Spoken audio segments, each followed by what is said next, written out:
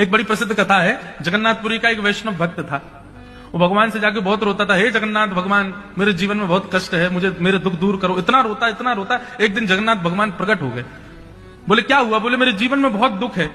जगन्नाथ जी बोले सब अपने प्रारब्ध का भोग करते हैं, तुझे क्या चाहिए? बोले मुझे ये नहीं चाहिए कि आप दुख दूर करो, बस मैं जब दुख आता है तो मुझे बहुत अकेलापन लगता है, मुझे ऐसा कुछ बताओ कि मुझे पता लगा करे कि आप मेरे साथ हो।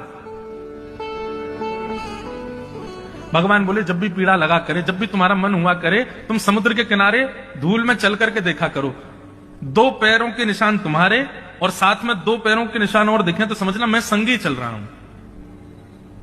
बालक ने कहा ठीक है। अब तो वो रोज जाता समुद्र के किनारे चल करके देखता तो 2 पैरों के निशान उसके और बगल में 2 पैरों के चिन्ह ठाकुर जी के।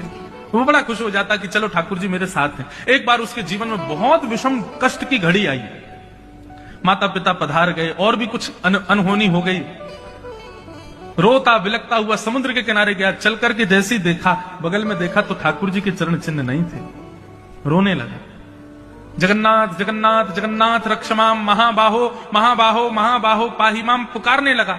जगन्नाथ जी प्रकट हो गए। प्रकट होते ही बालक चिल्लाने लगा, बोले आप स्वार्थी हो, जब तक मेरे जीवन में थोड़ा सुख था तब आप संग थे, अब मेरे जीवन में विषम दुख आ गया तो आप भी छोड़ के चले गए, आपके चरण चिन्ह नहीं दिखाई दे रहे मुझको। भगवान बोले ऐसा नहीं है, उल्टा है। बोले क्या? जब सुख था तुम्हारे जीवन में तो तुम भी चल रहे थे और मैं भी चल रहा था, लेकिन अब दुख आ गए हैं तो तुम नहीं चल रहे हो, तुमको गोद में लेके मैं चल रहा हूं। ये तुम्हारे चरण चिन्ह नहीं है, ये मेरे हैं। सुख की घड़ी में मैं छोड़ देता हूं, चलो तुम भी, क्योंकि अब सब ठीक है, लेकिन जब विषम परिस्थिति मेरे वैष्णव के जीवन में आती है वो नहीं चलता, फिर मैं उसको गोद में लेकर के चलता हूं।